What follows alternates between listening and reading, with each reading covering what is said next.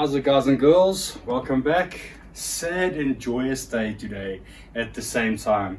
The Cornwalls are going to a new house, a nice loving house. They are going to be deserved. Clients of mine that comes and gets speakers a lot, he's bringing back the R700s and he's trading in on these.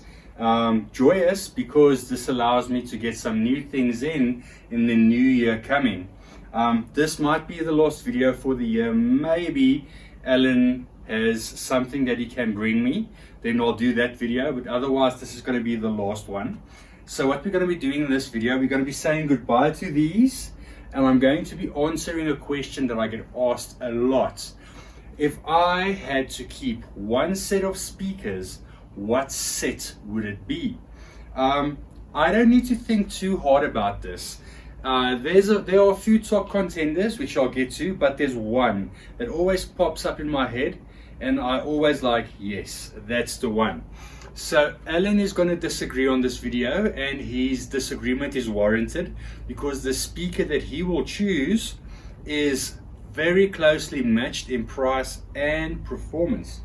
So let me tell you what his speaker is before I get to my speaker, so I can keep you guys in suspense a bit more. His speaker is the Definitive Technology 9080, the big floor standers with the 312-inch, or the one active 12, two passives, and then the bipole configuration.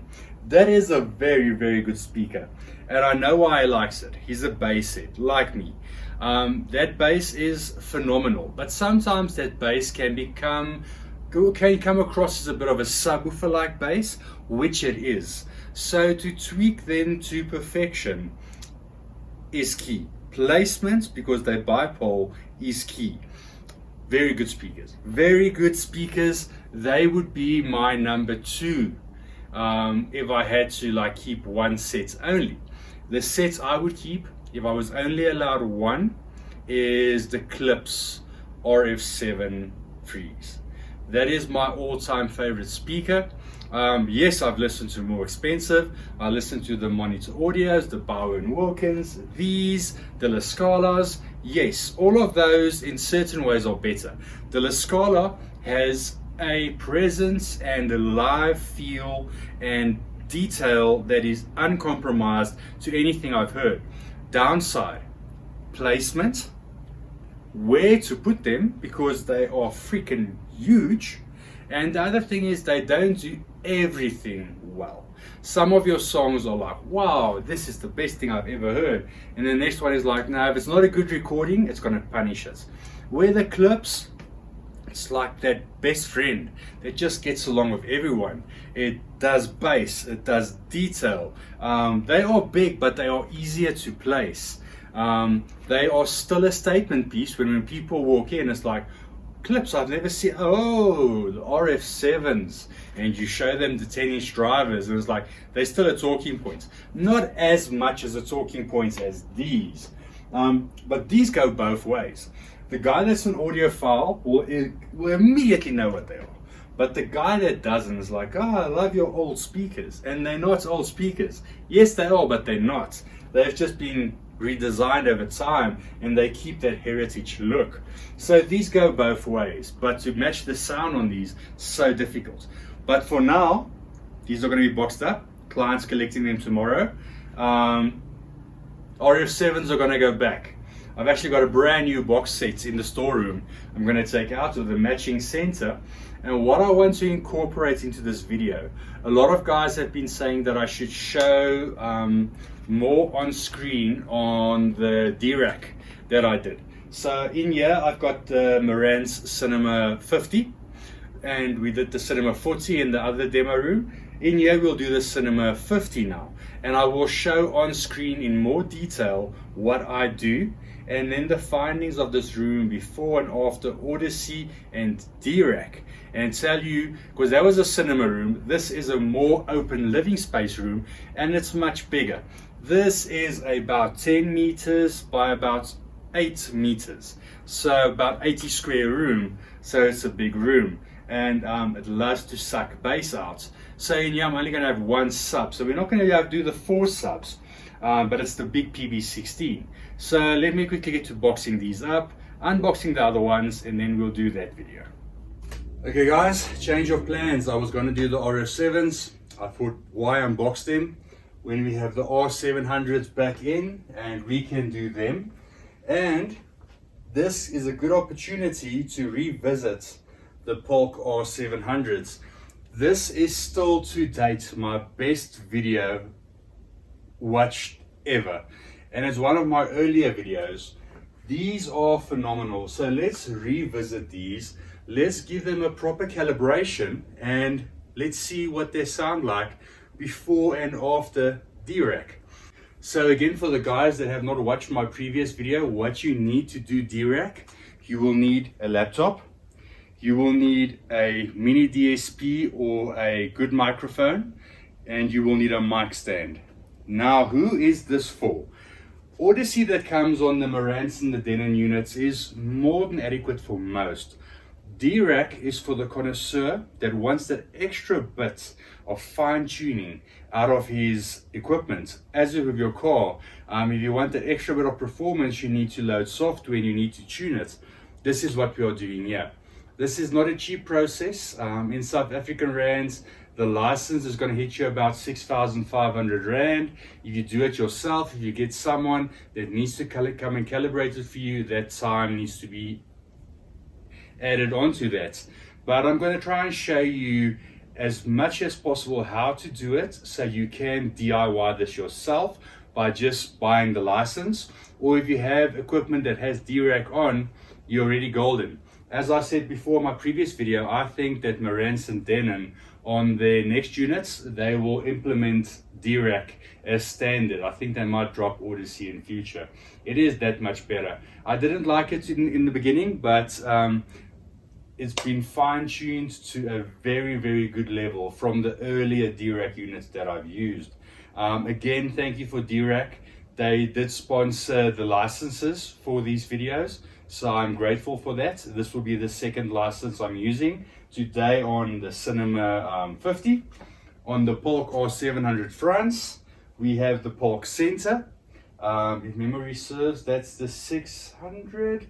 Can't remember exactly. I'll just link it in the description. It's the bigger one of the two, not the flat one. It's the one I prefer. Okay. For calibration, we are going to keep grills on. I would always say calibrate the way you're going to listen.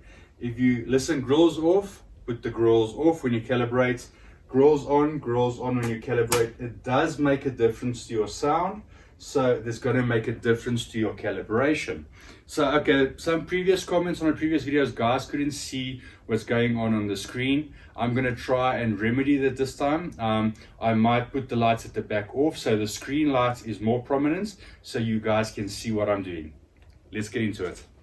Okay guys, so when calibrating, first things first, get your mic placements correct. This is the beginning and the most important step out of your calibration. As you can see, this is my seating arrangement. This is more of an open plan vibe than a proper cinema like my other rooms. So what we are going to do, get yourself a nice stand that can maneuver a lot. We want to get the mic upright to its 90-degree position. And then you're going to measure across the seating. What I always recommend, the calibration software might tell you to go all the way to the left and all the way to the right. I don't like doing that. Try and pinpoint your audio as much as possible to about 600 millimeters apart from each other. Yes, you can calibrate there, but that is going to throw off your sweet spot a lot. So if you start off with your sweet spot, mine will be here, nice and center of the center. I always like to sit like that. And then you try and position, try and see when you're seating where your ear level will be. We're around about there. Lock it in. And then try and move so that that is upright at the ear level. That will be your first listening position. So I'm going to leave it like that. Let's go to the laptop and I'll show you how to set that up. Okay guys, so I hope you can see what's going on here. Let me tilt the screen. So open up your Dirac Live app on your laptop. It will pick up all the units that you have that are compatible with your Dirac Live in your home or wherever. As you can see, I have the 3800 Denon. We still need to do this one. I have the Cinema 50, which we will do now, and the Cinema 40. So select the unit you're going to be using. It will cycle it on. I think mine is already on, yes. Now you go and you choose your microphone. Here you can see I have got my UMIC 1. I already have the calibration file loaded, the 90 degree from the last time. If you've not done that, I made that mistake the first time, go and load the calibration file. Otherwise it will not be a perfect calibration. Okay, so let's go proceed to volume calibration. Okay, let me just see if everything's cycled on. Yeah, everything's cycled on. Power amps, I have a power amp on this Marantz. It is cycled on now. So you can already see the mic picking up my voice as I'm talking, going up and down. So let's start testing. Let's just do a quick one here, front left. So we are going to up the volume. I just want to grab this remote.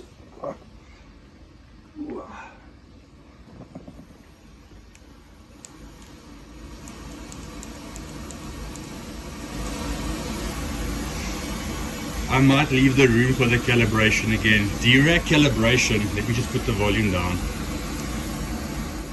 So one thing to note, guys, Dirac calibration is extremely violent. So that's why you can adjust the gain, and the red sort of limits you from going into those. You don't want to calibrate that loud in any case. Dirac is violent. It really is violent. So I always say, let's put it up to about -10. I might revisit this and just see.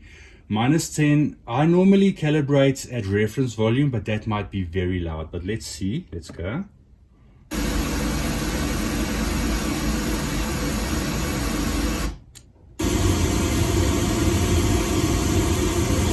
So what I'm doing now, if you just want to cycle through all your speakers and see that your dB is more or less the same. So before we start adjusting levels, let's go through all of them and see how far we are out. This system has already been calibrated by Odyssey, so we will now actually see how closely Odyssey got it to the main seating position.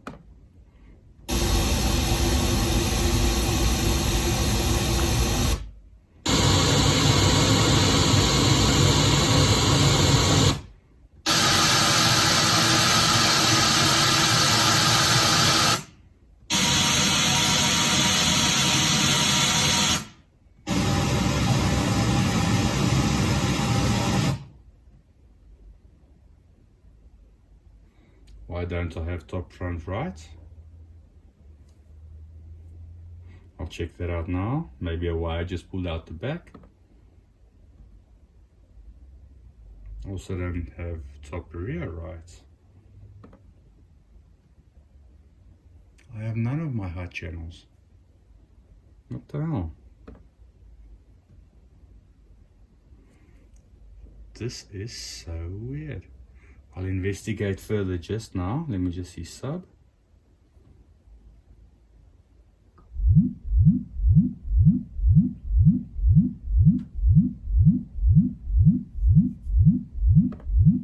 I have no idea why I don't have any tops. Because I can hear it going, I can hear it going, but it's not playing the test.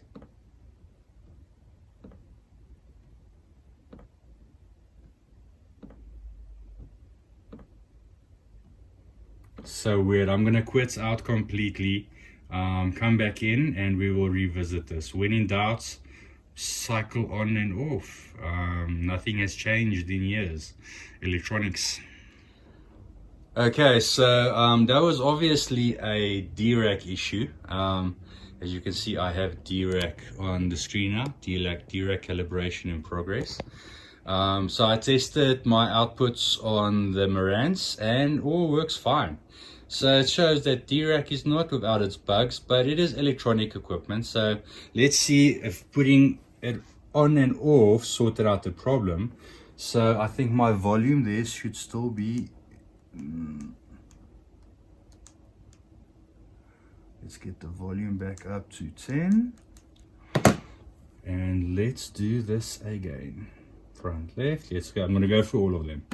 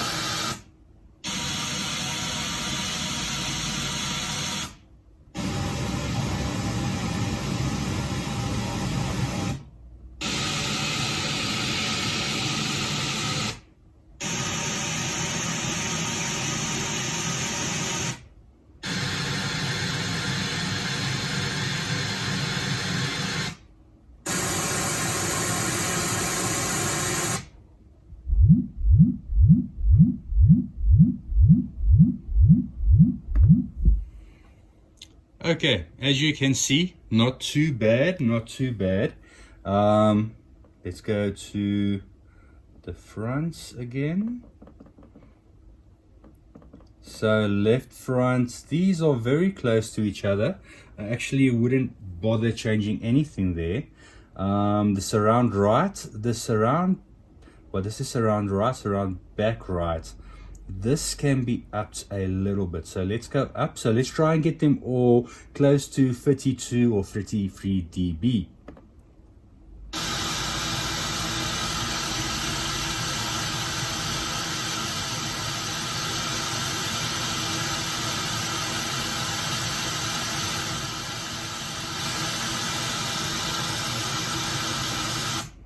Okay, so this is where we are going to have to play around a bit. So we're going to have to drag the fronts down because this can't go up anymore.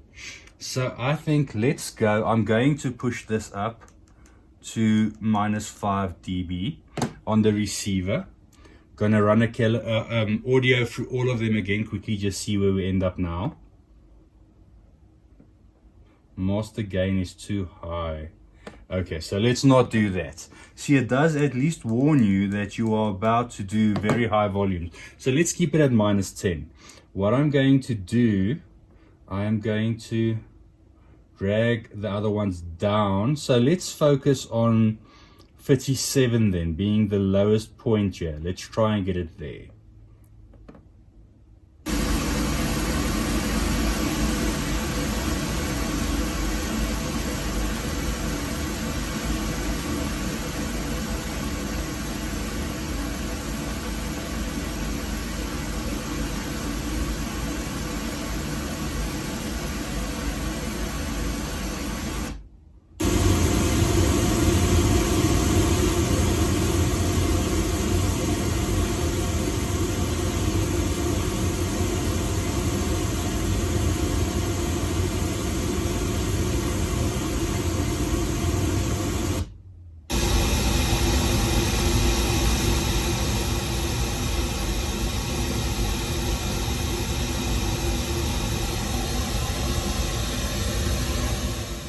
Okay guys, so as you can see, we are now pretty level matched, being very close to 37 decibels across the range. So these are now level matched. I will see how good this is. I might tweak a bit more afterwards. I like to run my heights a little bit hot, and also depending on the subwoofer, sometimes a little bit hot. This being a PB16, maybe not so hot. I do like my fillings in my teeth. But okay, so let's get to this. I think I am going to move out of the way and then start the calibrations. Well, let's go to the next step before, let me show you what's happening next. So we go proceed to measurements. Now you can choose tightly focused image, a focused image, or a wide image. This is an open plan living room, so we are going for a wide image. Proceed. Okay, so now it's going to give you all the measurements. Main position is the one that we will be measuring first. Measure selected position. Okay, I decided to move to the side so I don't obstruct any of the measuring positions. I'm going to not show you all of this. It's boring and tedious, but I'm going to now work my way through all of these measurings. So I've got the main position. Let's measure selected position. Let's start.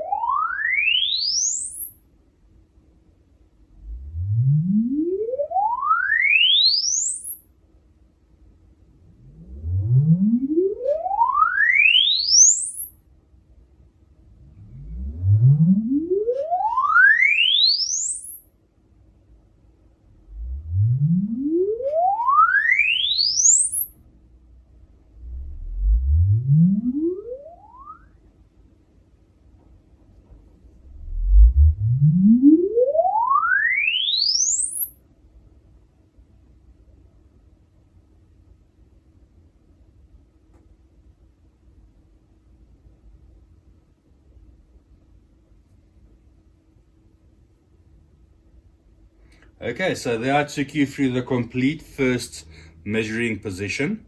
You can actually hear as it goes because it really pushes the speaker. You can hear where the limits come in. These parks are superb. That sub is superb. But on the surrounds, the heights and the rears, I have the small little Bentley 50s. And you can hear them getting to their limits quickly. That tweeter just can't keep up with this. You hear the little vibration. So you'll hear if your speaker is up to snuff when you start doing this. I'm on. Normally, when that used to happen, because I'm on laptop power, I would have to redo all of this. So at least the software has been sorted out a bit. But okay, so I'm going to go through all the positions and I'll meet you guys back here when I'm done.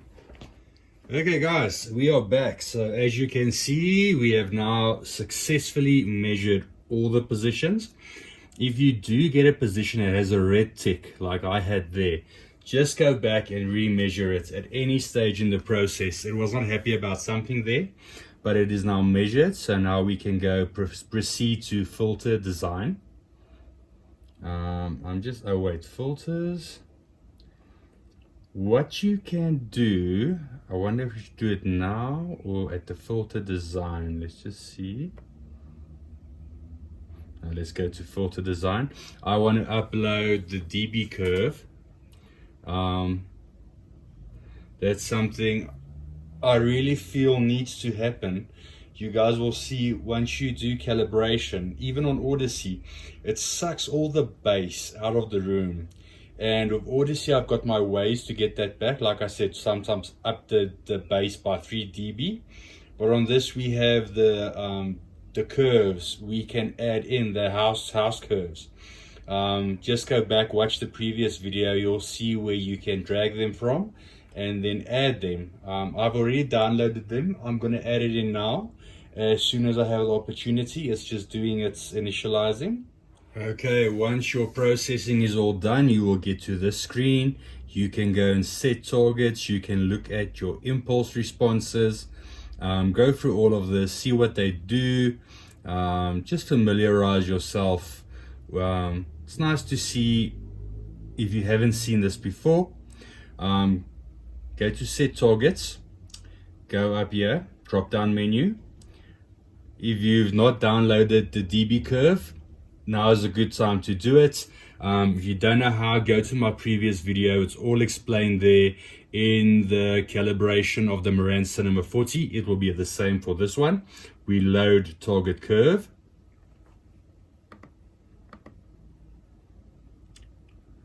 We say all groups, because you want to load it across all of them and not just a single one. We go, you can play with different ones. I like the 10 dB, so we are going to do the Harman 10 dB target curve. Gives you the most bass. As they go down, the bass sort of becomes lesser.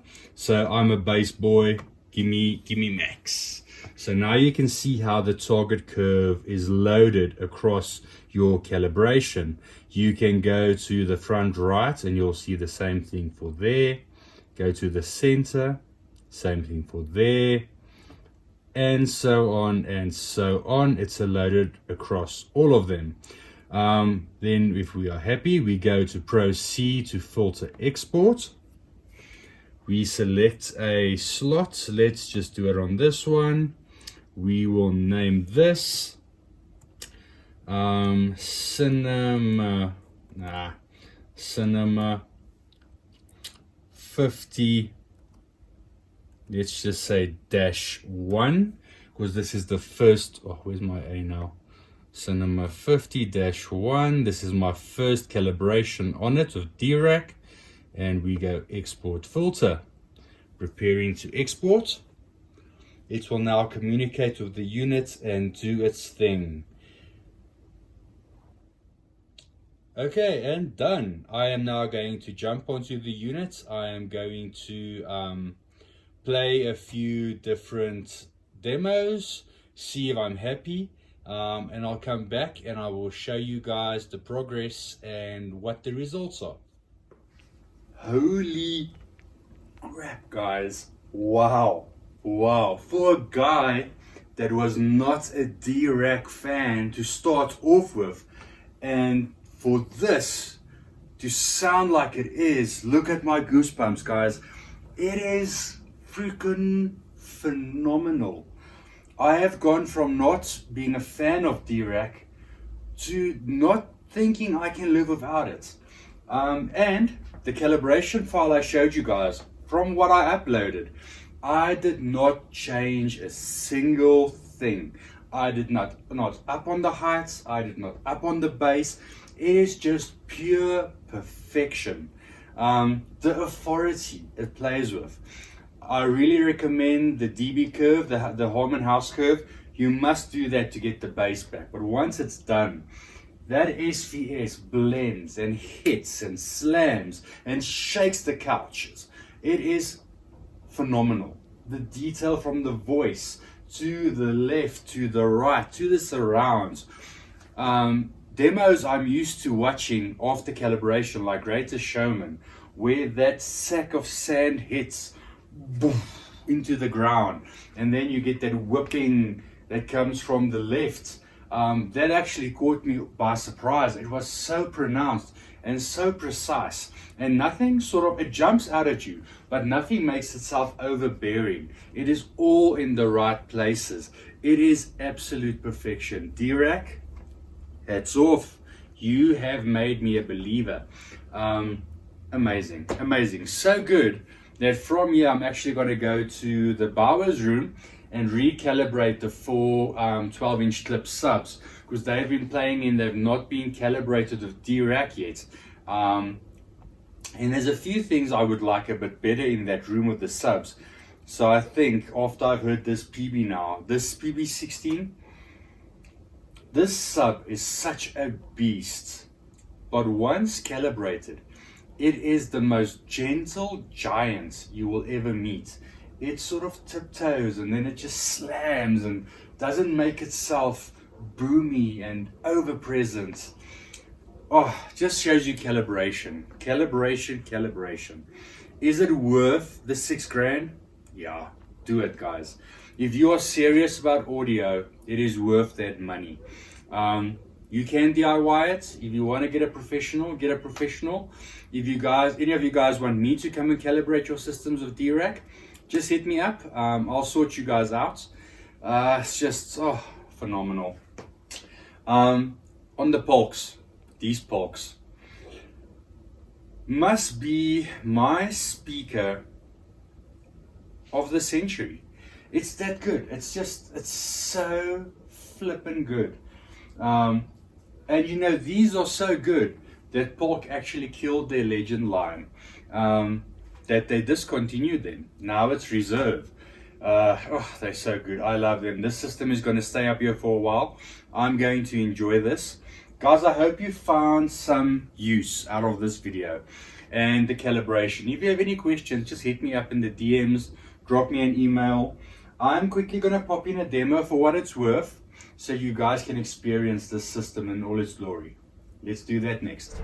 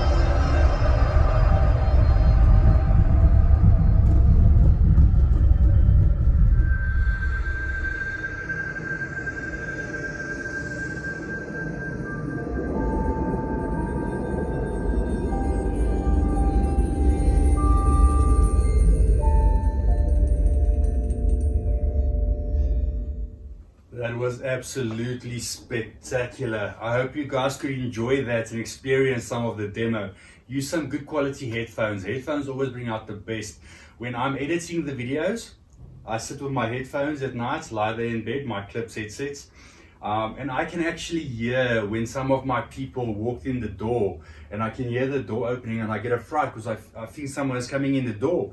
And that's how accurate this microphone picks up little details. So listen as she walks into that night sky, all the overhead sounds, how the little bug comes. It's phenomenal. This system is set up so well now. I jump between all my systems, which one I think is better. This one being the lesser kit at this moment, I think it's better. So I'm going to recalibrate the other ones, always pushing the boundaries a bit. Okay guys, so this is going to be my last video for this year.